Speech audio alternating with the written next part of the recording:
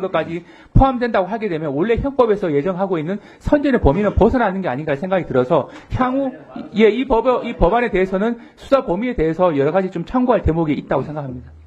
지금 민주당에서 말도 안 되는 떼쓰기를 하고 있는 것은 두 가지. 일단 첫째, 지들이 마음에 들지 않은 이야기들을 내란 선전 선동이라 명하고 국민들의 카톡까지 검열해가면서까지 다 뒤져 처벌하겠다라는 거 하나. 그리고 둘째, 내란 혐의가 먹히지를 않으니 이제 외환을 걸고 넘어져 윤석열 정부가 여태까지 했던 대북 정책 모두를 내란죄와 관련시켜 탄핵을 또다시 시키려고 한다는 거. 이렇게 간추려 볼 수가 있겠는데요. 아까 전 영상에서도 제가 언급을 해드렸지만 외환죄는 외국과 통모하여 대한민국에 대하여 전단, 즉 전쟁의 실마리를 마련하거나 외국인과 통모하여 대한민국에 항적한 죄라고 했죠.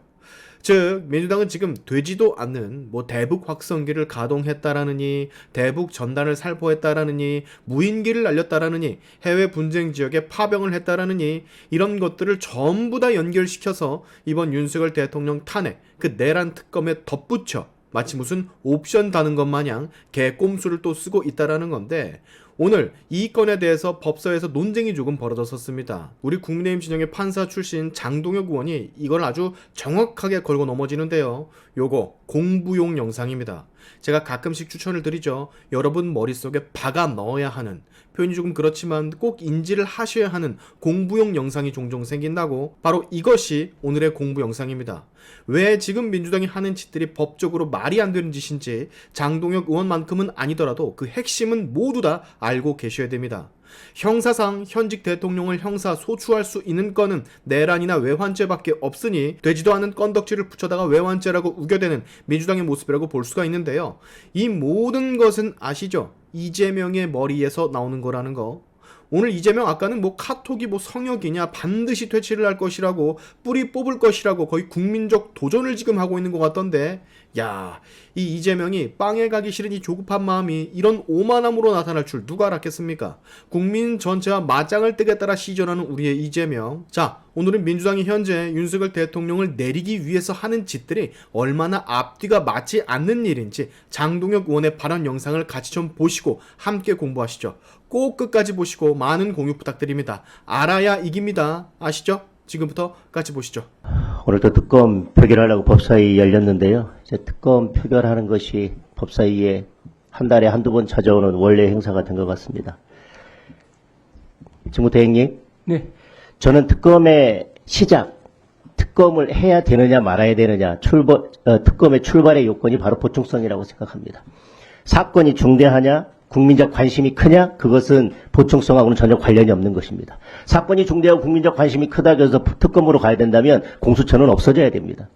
그리고 지금 공수처의 체포영장 집행이 잘 안 되는 부분은 그것은 지금 체포영장이나 수사의 적법성 내지는 공수처의 수사 능력에 관한 문제이지 그렇기 때문에 저는 보충성이 예외로 적용돼야 된다는 것도 저는 맞지 않다고 봅니다. 따라서 지금 윤석열 대통령의 대해서만 지금 수사가 사실은 되지 않았고 나머지는 거의 다 기소가 됐습니다. 나머지 분들이 기소가 됐다는 건 수사기관의 입장에서 보면 경우와 관련해서는 객관적인 증거는 다 수집이 된 것입니다. 그러면 윤석열 대통령의 진술 외에는 나머지 증거들은 확보되어 있다면 사실 기소하는 특별한 문제점도 없고 여기까지 수사가 와 있는 상태에서 특검을 하자고 하는 것은 특검의 보충성에 저는 기본적으로 맞지 않다고 생각합니다. 그리고 지금 수사 대상을 보면요. 1호부터 6호까지는 12상 계엄 선포 시작부터 12월 4일 계엄 해제 시까지 있었던 내란 혐의에 포함될 수 있는 행위 유형을 나열한 것에 불과합니다. 구체적으로. 사실 그건 특별히 문제될 것이 없습니다. 근데 7호에 보면 내란 선전 선동 혐의가 들어가 있습니다. 근데 지금 민주당은 졸기차게 지금까지 내란이 종결되지 않았다고 주장하고 있습니다. 그리고 내란에 대해서 다른 주장을 하는 국민의힘 의원들도 내란 동조자, 내란 공범이라고 말씀하고 계시고 국민의힘 의원들을 다수 이미 고발했고요. 이거에 대해서 보수 유튜버들도 고발했고 이제는 카톡을 주고받는 일반 국민들까지도 고발할 수 있다라고 합니다. 그러면 그분들까지 내란 선전죄에 포함될 수 있다라고 하는 겁니다.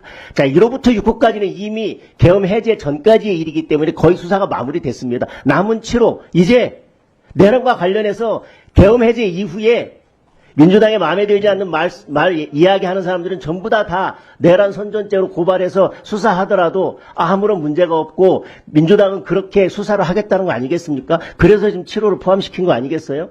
그리고 8호에 지금 해외 분쟁지역 파병, 대북 확성기 가동, 대북 전단 살포 확대 이런 것들이 외환죄에 관련돼 있다는 겁니다. 저는 첫 번째 이것이 맨 처음에는 제한이 없었는데 우리 정무대행께서 이건 제한이 없어서 문제라고 하니까 비상계엄에 관련하여라고 되어 있지만 민주당 의원들은 지금 윤석열 정부의 대북 정책, 뭐 해외 파병, 대북 전단, 뭐 대북 방송 이런 것들에 대북 확성기 가동 이런 것들이 전부 다 내란죄와 관련이 있다는 거예요. 그래서 맨 처음에는 이것을 윤석열 정부에서 실시된 이런 식으로 바꾸려고 했었습니다. 소위에 있지 않았었습니까? 그러니까 윤석열 정부에 있었던 이 대북 정책 모두를 내란죄와 관련시키고 있는 것입니다. 그런데 외환죄는요.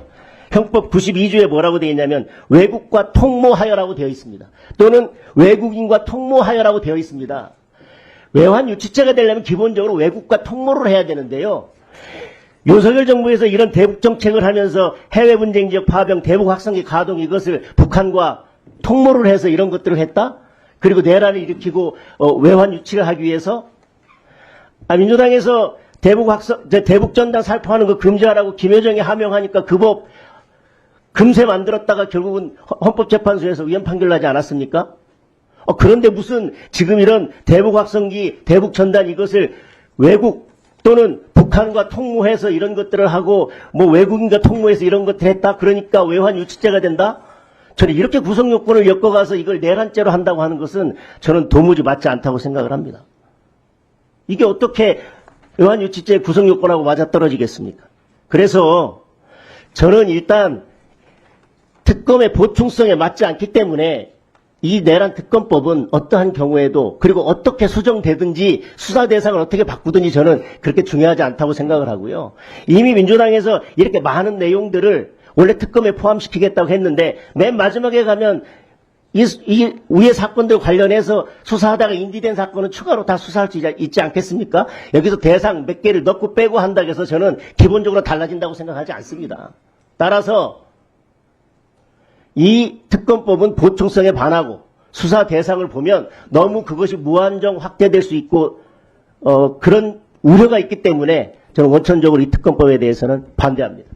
네, 그리고 그 위원님께서 말씀하신 것 관련돼서 그 7호 부분 선전 송동에 대해서 왜냐하면 이게 앞으로 수사 범위와 관련된 부분이라서 중요한 대목이라고 생각합니다. 그래서 제가 한마디 좀 첨언하고자 하면 형법 90조에 보게 되면 이 죄를 범할 것을 선동 또는 선전한 자 이렇게 돼 있기 때문에 이 형법에 말하는 선동 선전은 이 범죄가 저질러지기 전에 그 범죄가 이루어질 것을 전제로 한 상태에서 이루어지는 사전적 개념으로 봅니다. 그런데 아마 이 선전이라는 개념이 혹시 사후적으로 옹호하거나 비유하는 것까지 포함된다고 하게 되면 원래 형법에서 예정하고 있는 선전의 범위는 벗어나는 게 아닌가 생각이 들어서 향후 이 법안에 대해서는 수사 범위에 대해서 여러 가지 좀 참고할 대목이 있다고 생각합니다.